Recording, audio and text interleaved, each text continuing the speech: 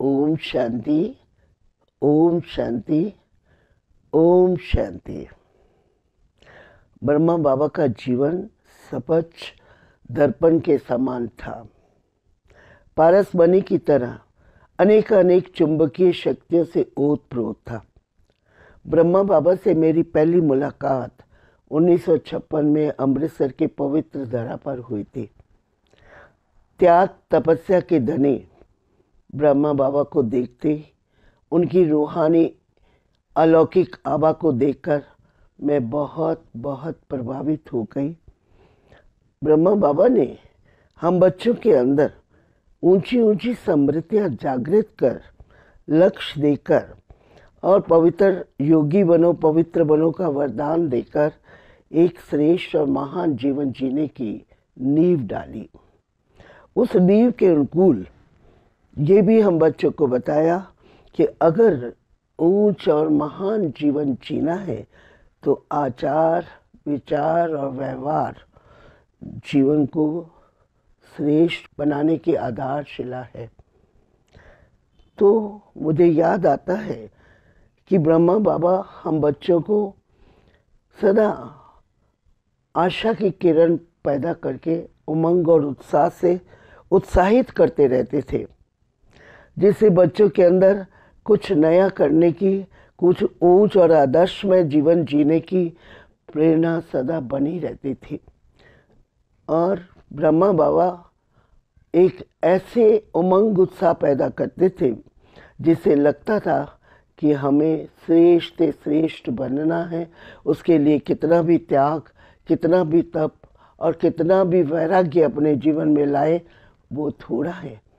कहा भी जाता है कि आशा में तेज है, आशा में बल है, आशा में उमंग उत्साह है, आशा में संसार का संचालन करने की शक्ति है। तो बाबा हमेशा ऊंची ऊंची समृद्धियां जागृत कर आशा की किरण सदा पैदा करते थे। मुझे एक घटना याद आती है। 1960 में दिसंबर की छुट्टियों में, क्रिसमस हॉलीडे में हमें बॉम्बे में जाना हुआ और ब्रह्मा बाबा से मिलना हुआ। ब्रह्मा बाबा को देखते ही मैं बहुत आकर्षित भी हो गई, परंतु ब्रह्मा बाबा ने मेरी मनोवृत्तियों को जानने के लिए कि मेरी मानसिक स्थिति क्या है, उसके लिए बहुत अच्छे अच्छे फॉरेन के कपड़े और फॉरेन की ज्वेलरीज मेरे सामने रखी और कहा बच्ची इसको पहनोगी।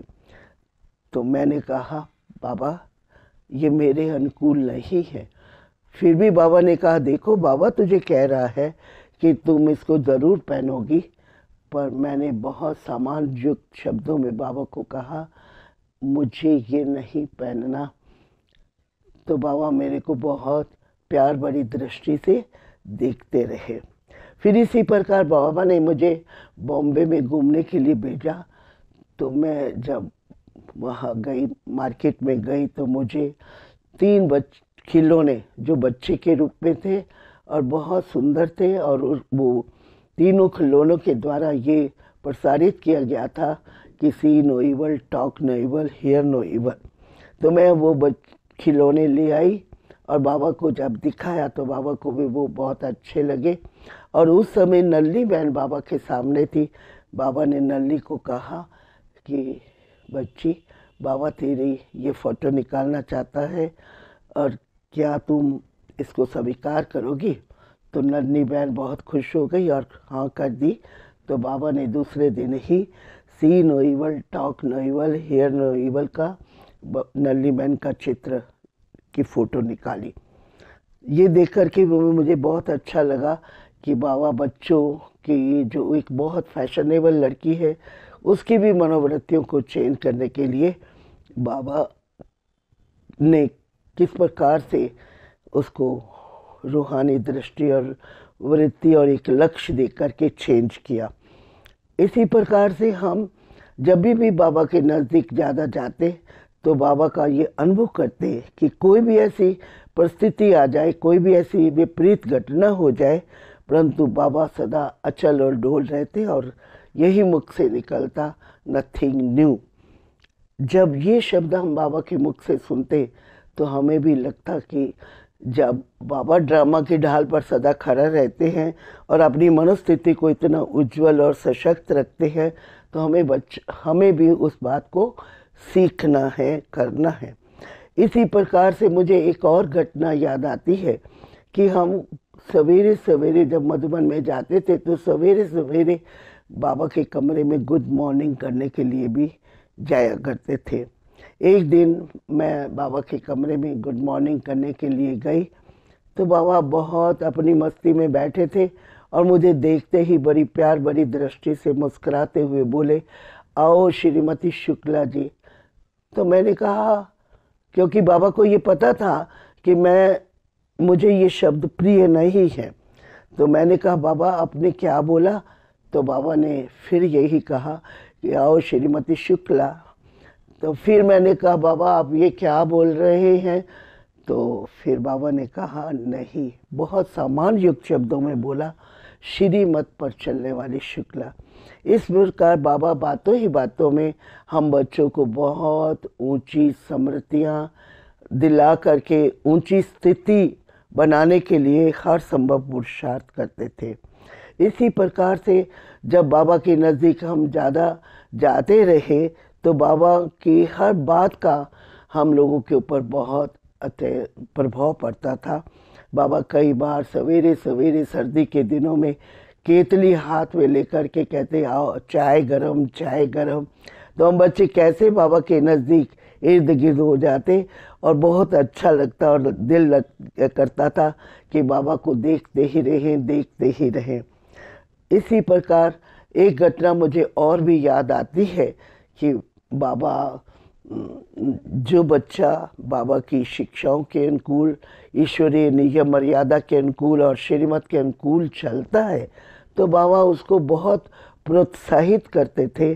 और एक दिन बाबा ने हमें कहा कि बच्ची, सुंदरलाल और शुक्ला ने बाबा को एक बात में जीत लिया है, अगर सब बातों में जीत ले तो बाबा इनकी फ़ोटो निकाल कर अपने कमरे में रखेगा।